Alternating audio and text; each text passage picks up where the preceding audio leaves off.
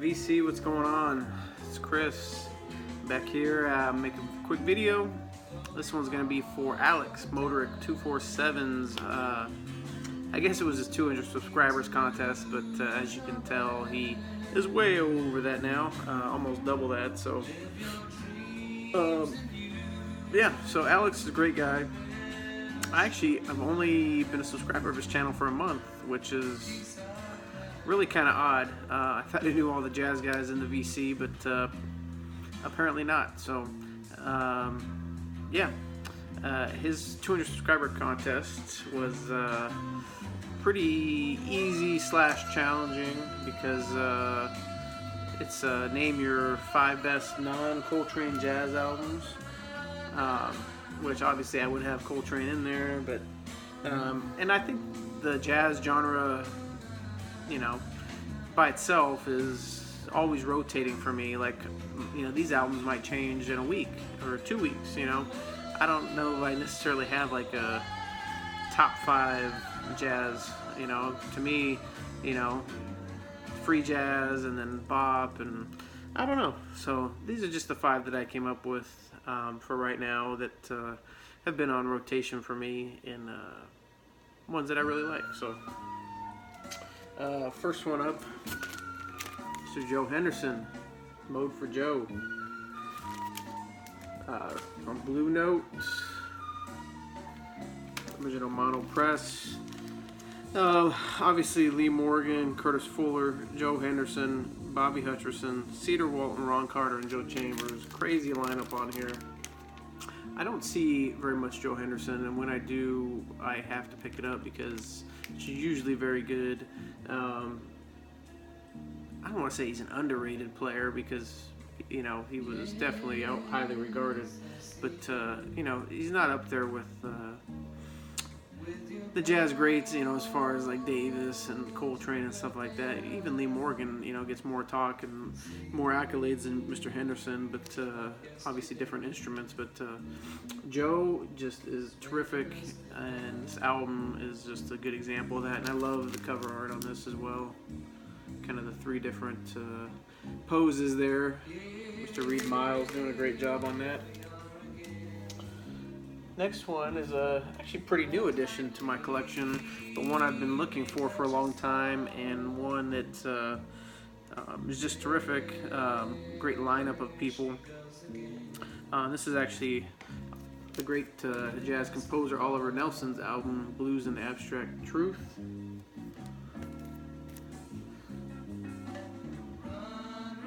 On Impulse. Just look at, I'm gonna leave that line up there for just a second. Look at that. Crazy. So obviously, like you saw, Paul Chambers, Eric Dolphy, Bill Evans, Roy Haynes, and Freddie Hubbard. I mean, yikes. I mean, I don't know if you're actually gonna be able to get that on another album like that. That's just crazy. So yeah, great.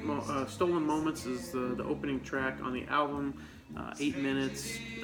This album is great. It gives every person a chance to kind of showcase their talents on this. I think this is one of Eric Dolphy's last on Impulse. And just the great composition that Oliver Nelson came up with here. I think one of them on side B might have been a cover, but I think everything else he wrote, I'm pretty sure. This is a second pressing. They had it's from the same year, mono press, but or stereo, I'm sorry. But the original just had like the words, you know, kind of right there. So I don't know if they didn't like it or what the deal was, but anyways, terrific album. I've been looking for this one for a long time. It can go for not like crazy money like a Blue Note, but more than I want to spend usually. I try to keep everything under $50. It doesn't always happen if something pops up, but I was lucky to get that one for that. So, all right. So how could I have a top 5 and not mention this guy? His albums are always changing for me, which one's my favorite, you know, and so on. But Mr. Chet Baker, not often one that people look at just because of the lineup. He's been in better lineups, obviously, but Chet Baker, Russ Freeman, Red Mitchell, and Carson Smith, Bob Neal, Bud Shank, Corky Hale, and then he also has some strings on here, which usually I don't enjoy, but this one I do. There's a couple of his string albums that I really enjoy, and this one is kind of, it's a Pacific Jazz. This one I really enjoy because Chet Baker sings. I really enjoy his voice, even though he's not, you know, a traditional vocalist, as you would say. You know, obviously the trumpet comes first for him, but he just, I don't know, his voice is very soothing, great jazz tone.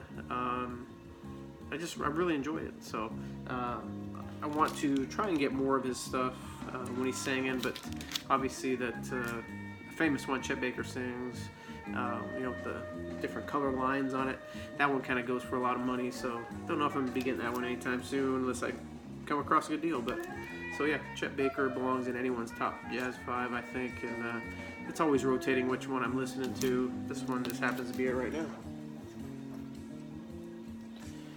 Next, also one that took me a while to get, but Kenny Burrell, Midnight Blue. Blue Note, original mono. Mr. Kenny Burrell, kind of on hard times right now. I know he had that medical issue and that GoFundMe and all that stuff, so hopefully he's doing all right. But definitely my favorite album from him. One could argue Introducing Kenny Burrell was also a terrific album on Blue Note, and he made also some great albums on Verve, and just, you know, obviously Kenny Burrell with John Coltrane was a great album for Prestige, or it was on Jazzland, I think, or New Jazz, I'm sorry, Purple New Jazz label. But anyways, this one has Mr. Stanley Turrentine, Kenny Burrell, Major Holly Jr., which you don't hear often mentioned, Bill English, and Ray Barretto. Terrific album. His guitar playing is great. I love guitar jazz. Him, Grant Green, Barney Kessel. They just, I don't know, just something about the way that they're moving back and forth. He has some great little solos on here, and just a terrific album. And one of my favorite Blue Note covers all time. So very lucky to have that, and actually have a Liberty pressing as well. But this one's always my go-to, obviously. So, Mr. Kenny Burrell. And last but certainly not least, is Mr. Art Blakey and the Jazz Messengers. I believe this is just a self-titled. Yeah, it's just a self-titled. It's kind of cool. Not one you see very often, the 6i promo Jazz Messengers. Pretty neat. So on here you got Donald Byrd, Hank Mobley, Horace Silver, Doug Watkins, and Art Blakey. I mean, just right there tells you you got some major players on this.